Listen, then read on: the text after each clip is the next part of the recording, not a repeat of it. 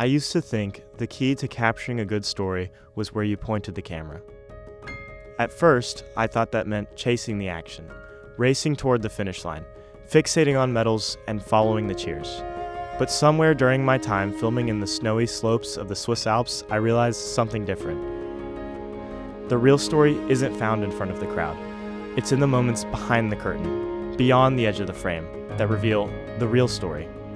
I traveled to Italy with Special Olympics USA to film the Special Olympics World Winter Games. I planned to capture athletes competing on the slopes, but the truth is, what I discovered was so much more.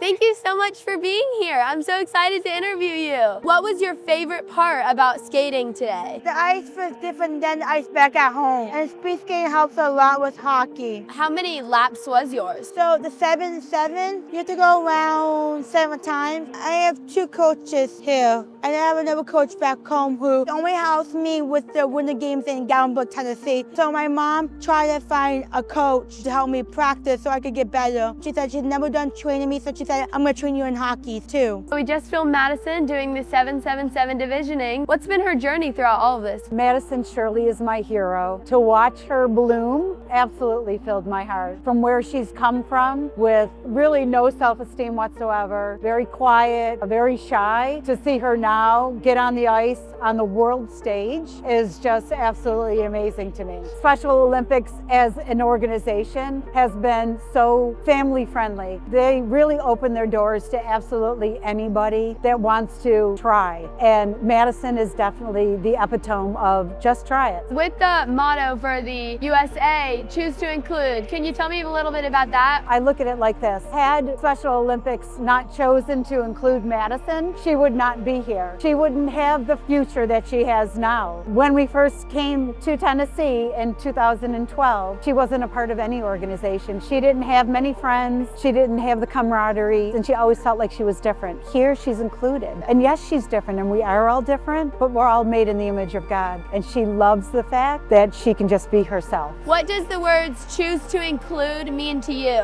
A lot of people do get picked on out there, and it's not nice to pick on people with special needs. God made us in different ways. God made you different. God made me different. God made them different. God made you to play sports or learn how to draw. A lot of people can't skate. A lot of people can't do other sports. God gives you the gifts to do what you're supposed to do. I tell everybody about God. Everywhere you go, God's with you on the ice or off the ice. If you're having a bad day, He's with you. He knows when you're having a bad day. He knows you when you're scared or nervous or having a bad nightmare. God's with you. Pray to God, and God will help you. Can you talk about the mission of Special Olympics? The mission of Special Olympics really is using sport as the focal point for gathering individuals with intellectual disabilities and providing a venue where they can get some competition which normally they wouldn't have, and also to provide the socialization. Special Olympics becomes a mini community where they become friends, the parents become friends. Once they experience an event or they see how athletes transform, how even spectators transform, they become fans real quick. Can you tell me a little bit about your role in all of this? I am part of the marketing and communications team for Special Olympics USA. I work for Special Olympics Northern California, capturing all the photos, videos, and awesome stories of our delegation for the World Games this week. There's so many stories in Special Olympics. Everyone has a story, every athlete, every parent, every spectator, every volunteer, and those are the stories that we want to tell because they inspire people to maybe join Special Olympics or just to be more inclusive in their lives and find more joy in the little things and in the biggest moments. It provides a lot of perspective for everybody else. I'd like to say that if everybody could have the attitude that Madison has, just to accept people for who they are and not what they are, but who they are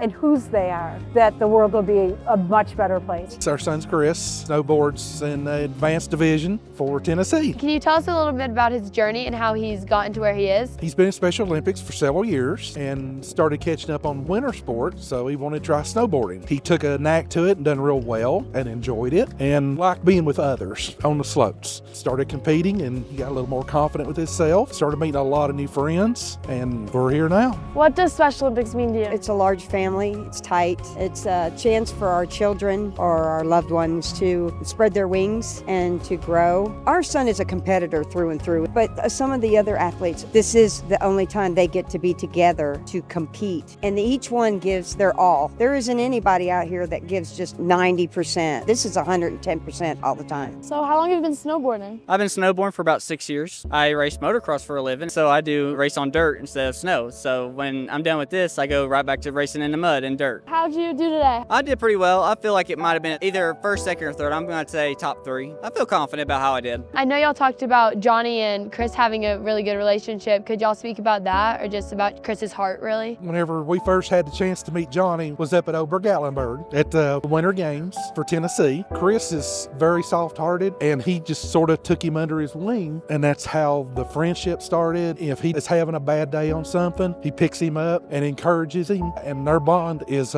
so tight. Well, it makes you proud. Yeah, I bet y'all are very proud parents. See somebody else maybe struggle a little bit and pick them up makes us feel good. We're proud of them for that. So I heard that you and your roommate have a really good relationship. Want to tell me about that? Yeah, Johnny, he's a good friend of mine. Me and him go way back too. So with him here too, I'm being able to cherish with him, and he's a good guy. I like him. So I'm supportive for him. I'm with him all the way through it. He looks up to me, and I definitely look up to him. Did you see anything memorable this week in Turin? We don't really have this in Tennessee much, or like the snow like all on the trees like it is here. What has been the most memorable thing about snowboarding? Probably my first time falling constantly. At Tennessee there's a place called like Cubway that they take you up, probably going down that for the first time. It's pretty steep here compared to what it can be in Tennessee. You can't be afraid of heights. I'm sure you're not. What? That would scare me. I actually am. You are? Yeah. And you do this. So this is like bold for you. And you're good at it.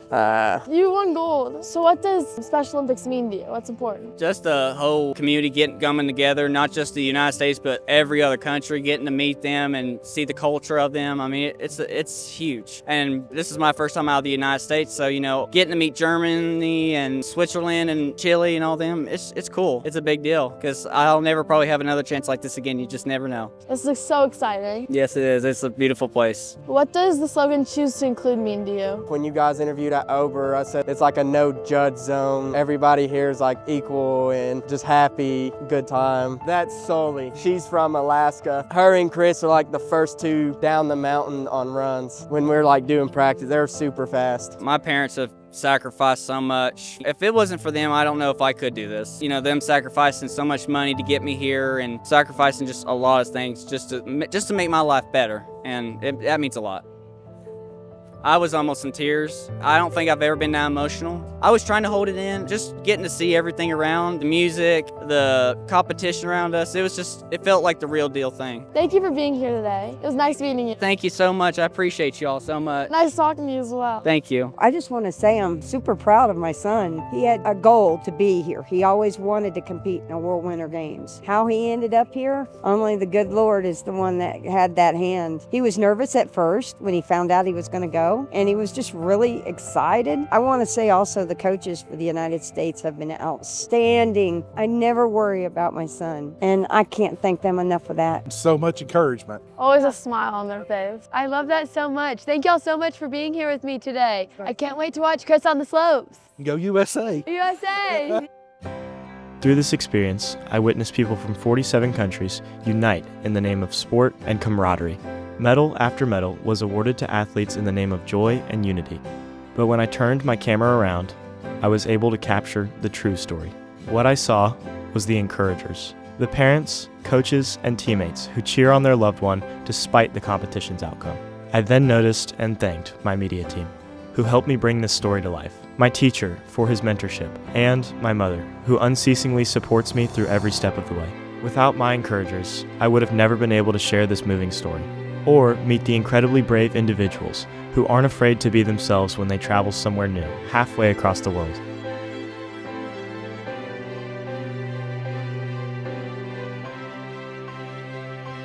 And it all culminated at the closing ceremony, where I stood shoulder to shoulder with a crowd of thousands of encouragers, united not by language or medals, but in mission, the mission of gratitude and inclusion.